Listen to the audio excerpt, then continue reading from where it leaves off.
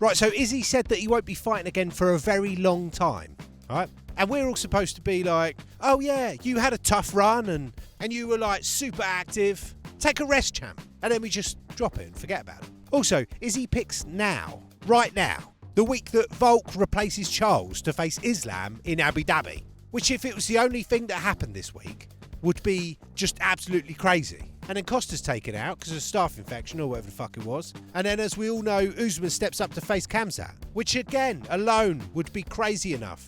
And then the UFC get rid of USADA in a super suspicious move, which has absolutely nothing to do with Conor. It has John Jones foaming at the mouth, Jose Aldo's coming back, Alistair's headlining 300 and all that fun and games. That single piece of news would be enough to turn the MMA world upside down for a week. And you've got all them bellends having boxing matches this weekend. But all that shit happens this week. So this week of all weeks, he decides to subtly slip out that he's going to wait it out for a big little bit. See how everything plays out. Let's say it like it is. We all know that Strickland absolutely whipped Israel. And all the active champ talk is bollocks. Because if you look at the last 12 months leading up to the Izzy Strickland fight, Strickland was actually more active. And Strickland was in last minute. And all that other stuff you've heard. But so what? Strickland pressured him and shut him down. It was simple. And he didn't have any answers for it. He didn't have noodle arms. He wasn't slow. He did show up.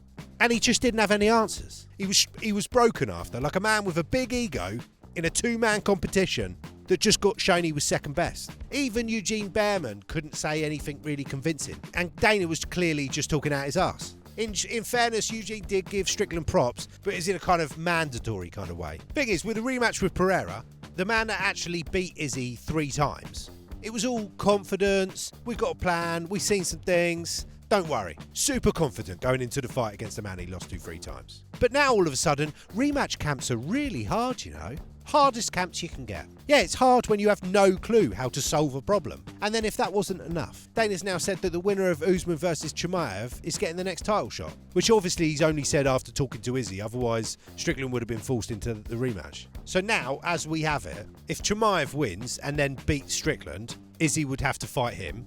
And he doesn't want one little bit of that noise. And if Usman wins, and then he beats Strickland like he did last time, Izzy can't fight him because they're brothers. And if Strickland beats whichever one of those wins, Izzy would have to face Strickland again. And never mind the fact that Izzy don't know what to do with Strickland, I really honestly don't think that he could emotionally take another Sean fight build-up. I mean, he was a broken man before getting in the cage. Sean absolutely destroyed him. The dog stuff was more than he could handle.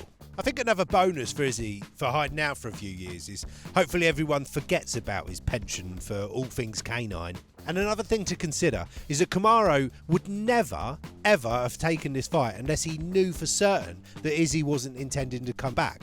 And like I said, Dana wouldn't have announced that Usman or Chimaev are getting the next shot unless he definitely had spoken to Cash Cow Izzy first. So Izzy's looked around at all of this, and rather than come back and get his character dragged through the mud or get beaten for another time and ruin his legacy, he's going to say to everyone, when no one's really listening, that he's just going for a little break. Maybe slip away to the dog pound and wait for everyone to forget about the details and remember only the highlights and praise him as one of the all-time greats. And in fairness, when I say it like that, it's actually a pretty good plan, isn't it? Nice one, Izzy. Well played. Anyway, if you like this video, give us a sub and watch this video here. See you next time.